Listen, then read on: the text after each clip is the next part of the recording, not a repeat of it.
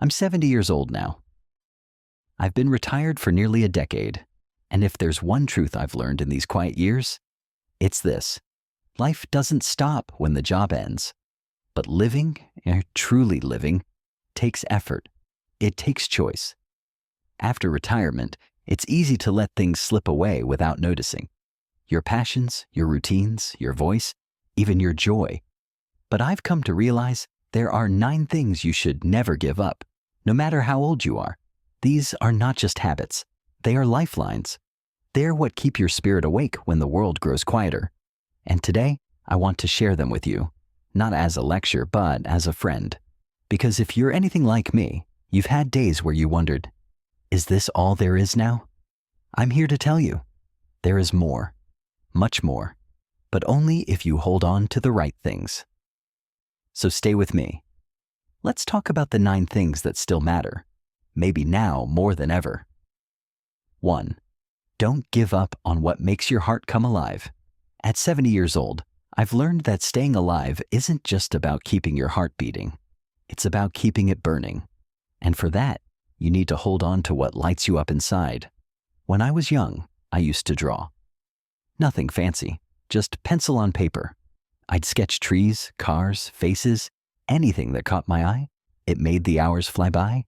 But as I got older, life pushed that part of me aside. I went to college, started working, raised a family. Days turned into decades, and somewhere along the way, I forgot how much I loved it. Then, a few years ago, while cleaning out the garage, I found an old sketchbook. I sat down, flipped through it, and something inside me stirred. The drawings weren't great, but they felt like home. That night, I picked up a pencil again. My hand was rusty, my lines uneven, but it didn't matter. For the first time in years, I felt alive in a way I hadn't in a long time. What I've learned is this. Your passion may go quiet, but it never really dies. It waits, sometimes for years. And when you give it just a little attention, it comes back with warmth and color and life. Maybe for you, it wasn't drawing. Maybe it was music. Maybe it was fishing or gardening or fixing up old radios. Whatever it was, if it once made you feel like your truest self, you owe it to yourself to return to it. Not for money, not for praise, just for the joy of doing it. Retirement gives us time, but time means nothing without purpose. When you pour even a little energy into what you love, you get it back tenfold. You feel focused, grounded. You remember that you're still you, not just someone's parent, not just someone's grandparent, but someone with fire in their soul. You don't have to be great at it. You just have to do it. Let yourself be a beginner again. Let yourself fail. Let yourself feel. Because no matter how old you are, your heart still wants to come alive. 2. Don't give up taking care of your appearance. After I retired, mornings started to look different. No more alarm clock, no dress shirts, no rush. At first, it felt like freedom. I stayed in pajamas until noon, skipped shaving, wore the same sweatshirt for days. I thought, I've earned the right to relax. But as time passed, something strange happened. I didn't feel rested. I felt dull, disconnected. The man I saw in the mirror looked older than he needed to. Not because of wrinkles or gray hair, but because he looked like someone who had stopped trying. And that's when it hit me. How we treat ourselves on the outside often reflects how we feel on the inside. So I made a change. Nothing dramatic. I started getting up and getting dressed every day. I shaved again, even if no one else was going to see me. I put on a fresh shirt. Sometimes I sprayed a bit of cologne, not because I was going anywhere, but because I liked how it made me feel. I looked more like myself, and more importantly, I felt more like myself. It's not about vanity. It's about dignity. There's a kind of quiet respect in taking care of yourself, in saying, I still matter. I'm still here. You may not have meetings or events to attend, but that doesn't mean you don't deserve to show up for yourself. You don't have to wear a suit. Just put on something clean. Brush your hair. Choose clothes that make you feel good, not just comfortable. Even if it's only you who sees it. Because when you feel presentable, you feel present. And when you carry yourself with pride, others respond. A neighbor might smile. A clerk might greet you a little warmer. But more than anything, you notice the difference. Taking care of your appearance is a small act with a big message. I haven't given up. You're not invisible. You're not done. So don't fade quietly. Show up each day looking like someone who still values life, because you are still valuable and you are still living. 3. Don't give up staying physically active. One of the hardest lessons I've learned with age is that the body doesn't forgive inactivity. When I stopped working, I also stopped moving, at least in the ways that counted. I told myself I deserved to rest. So I sat, I napped, I watched television. The days got quieter, but so did my muscles. Soon my knees ached when I stood up. My back complained. Stairs felt steeper than they used to. And I realized I wasn't just getting older, I was getting weaker. That's when my doctor told me something that stuck. The less you move, the less you'll be able to move. So I made a promise to myself. No matter what, I'd move every day, even if just a little. At first, it was hard.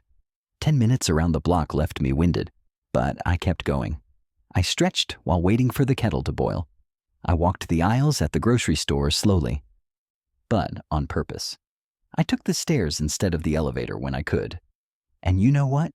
My body thanked me. The aches didn't disappear, but they became manageable. I felt steadier on my feet. My sleep improved, and surprisingly, so did my mood. Movement reminds us that we're still here. It tells your brain, we're not done yet. It keeps your independence intact. It gives you confidence. You don't need a gym membership or a fitness app. Just walk. Garden. Dance in your living room. Sweep the porch. Rake the leaves. Take your time, but keep taking those steps.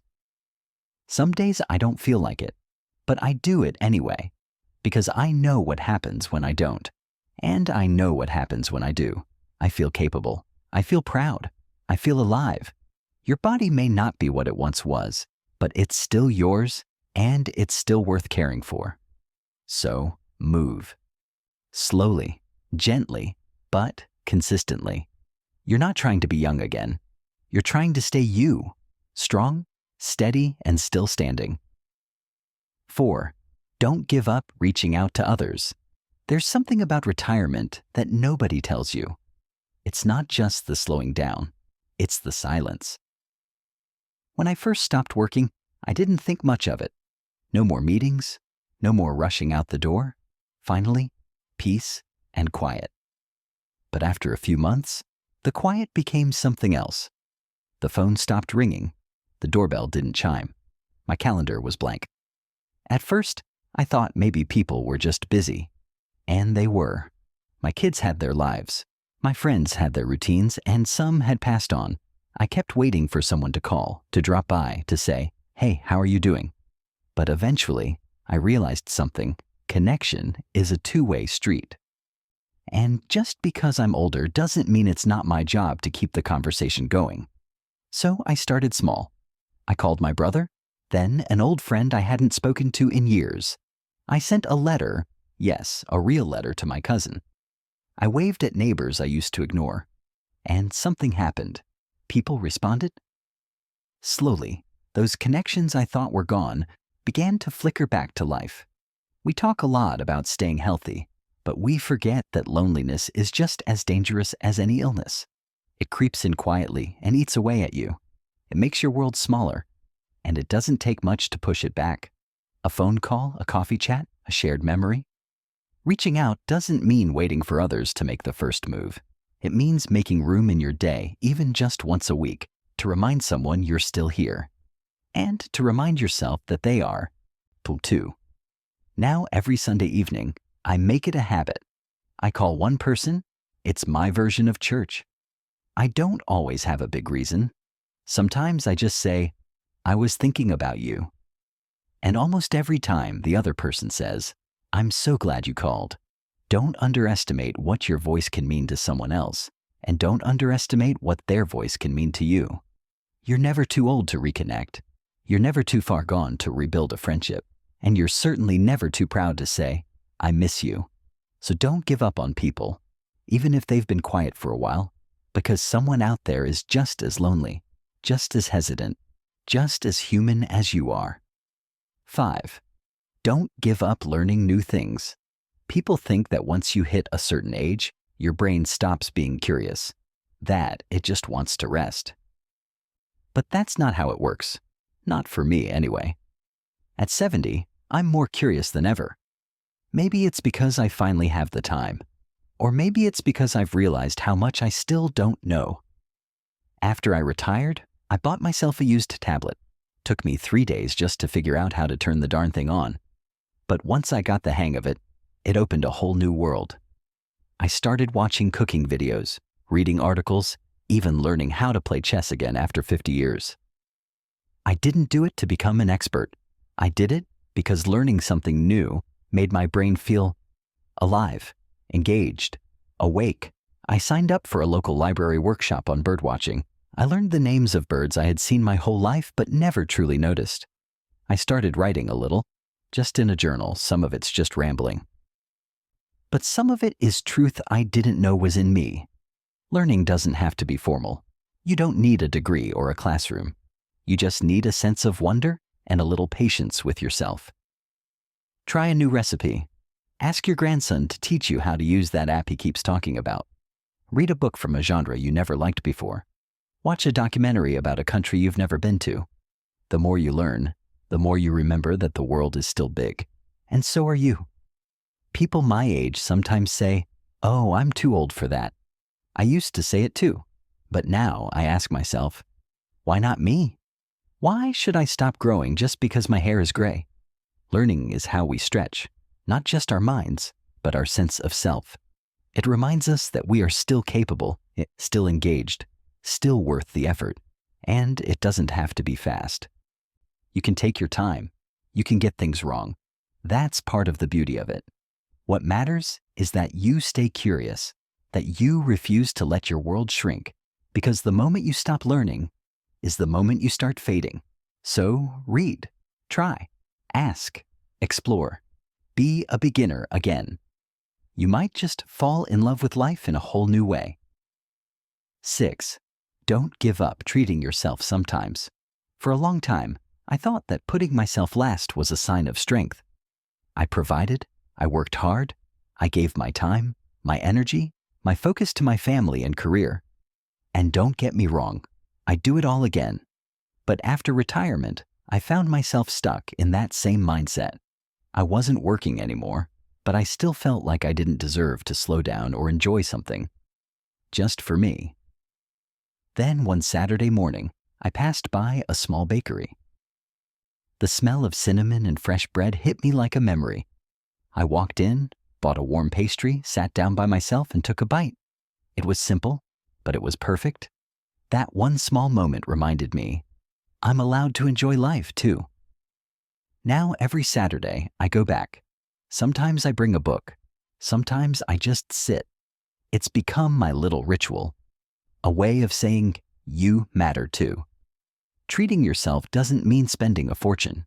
It doesn't mean being selfish.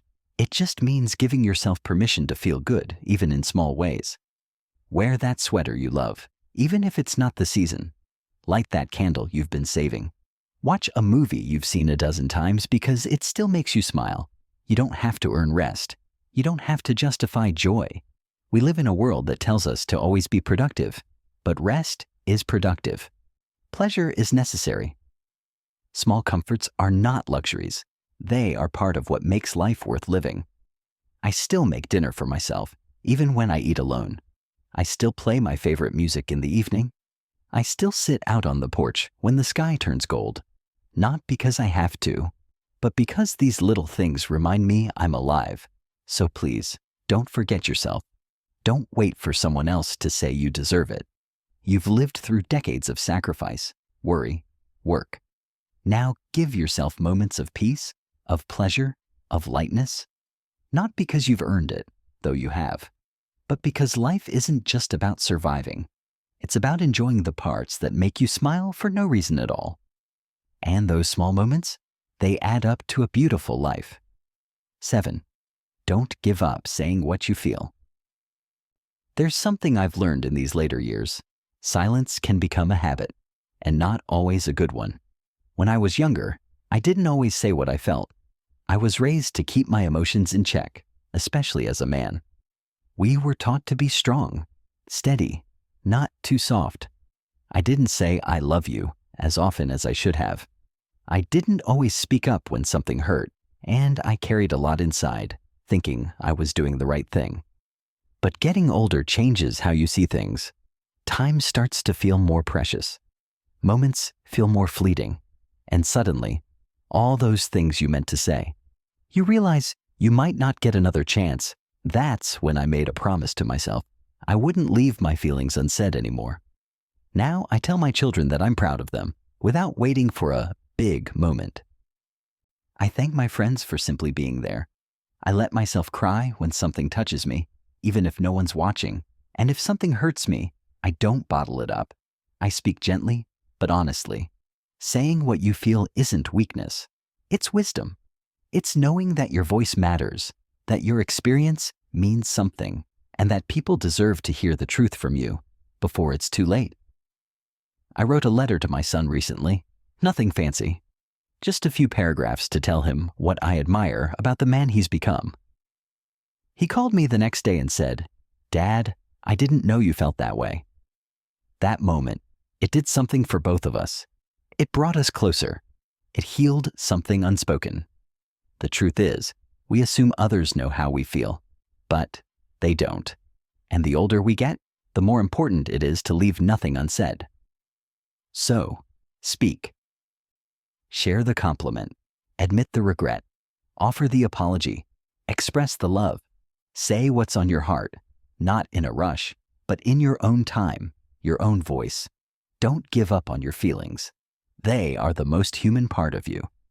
And don't think you're too old to say something meaningful. Sometimes, the words we say at 70 are the ones that finally set us free. 8. Don't give up your hobbies or find new ones.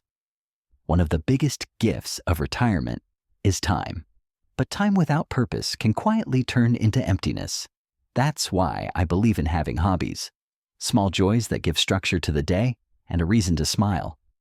When I stopped working, I had no idea what to do with myself. The days felt long. The TV was always on, but I wasn't really watching. Meals lost flavor. Conversations grew shorter. Something felt missing. Then one day, I found an old set of tools in the shed. I used to tinker a bit when I was younger, fix small things, make wooden boxes. I picked up a piece of scrap wood and started sanding it. No goal, no plan, just movement. Hours passed and I hadn't looked at the clock. That's when I knew I'd found something worth keeping. Now I spend time in the garage a few days a week. I make simple things, birdhouses, shelves, sometimes just shapes that don't become anything. But it gives me focus. It gives me peace. Your hobby doesn't need to be productive. It doesn't have to make money or impress anyone. It just needs to bring you back to yourself. Maybe you used to knit, or bake, or play guitar. Maybe you've always wanted to try something, but never had the chance, like photography, pottery, or learning another language. Now is the time. Hobbies keep the mind active and the spirit light. They remind us that life isn't just about getting through the day. It's about enjoying it. I've seen too many people retire and slowly fade, not because they're sick, but because they stopped doing. They stopped exploring. They stopped creating. And when you stop those things, you lose something essential. Even if your hands are slower, even if your eyesight isn't what it used to be, there's always something new to try or something old to return to. So, dust off that guitar. Pull out that recipe, sign up for that painting class, or simply take a walk with your camera and notice the beauty around you. Your hobby doesn't have to change the world. It only has to change your day. 9. Don't give up on gratitude. Some mornings I wake up and my knees hurt. My back is stiff. The coffee takes a little longer to kick in. I could spend the first hour of the day listing all the things that aren't like they used to be. But I've learned not to start my days that way. Instead, I sit by the window, hold my warm mug, and look outside. The trees, the sky, the sound of birds. Simple things, but they remind me I'm still here. That's gratitude. And I hold on to it like oxygen. As we age, it's easy to focus on what we've lost, people we miss, places we can't go, things we can't do. But if we're not careful, we forget what we still have. And that forgetting can turn the most beautiful life into something gray and heavy. So I made a habit. Each night before bed, I name 3 things I'm thankful for. Some days it's big things, like hearing from my daughter or a checkup that went well. Other days it's small, like a hot shower, a good book, or a nap that hit just right. Gratitude is not about pretending everything is perfect. It's about noticing what's still good even when things are hard. It softens grief. It brightens dull days. It turns a simple lunch into a blessing. It transforms a lonely afternoon into a chance to appreciate quiet. And here's the thing. Gratitude doesn't erase sadness, but it holds it gently. It says, yes, this hurts, but I still see beauty. When I lost my WFE, the house felt cold. For a while, I didn't want to feel grateful. I wanted to feel numb. But slowly, gratitude pulled me back. A photo, a memory, a laugh from my grandson. These moments became anchors. Now, I see gratitude as an act of resilience, a choice I make, not because life is easy, but because life is still worth noticing. So, don't give up on gratitude. Even if your days feel repetitive, even if your heart is tired, even if life has changed in ways you didn't expect, gratitude won't fix everything, but it will change how you carry it. And at 70, I've found that how you carry life matters more than almost anything else. If you're still here with me, thank you. It means something, that you took the time, that you're still looking for what keeps life meaningful. Retirement isn't the end of the road. It's just a quieter chapter. And in that quiet, we get to choose what we carry forward. The truth is, growing older isn't about giving things up. It's about holding on to the things that matter. Your joy, your voice, your passions, your people, your sense of self. These 9 things I've shared with you, they're not rules, they're reminders, from one soul to another. And if even one of them spoke to you, then I hope you hold on to it, because you still have time, you still have something to give, and your story isn't done yet, not by a long shot, so don't fade away, don't disappear quietly.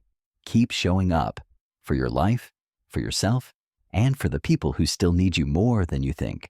And if this touched you in any way, I'd be honored if you shared it with someone else who might need it too. Let's remind each other that life, even now, is still a gift. Take care, my friend. And thank you for spending a few minutes with me today.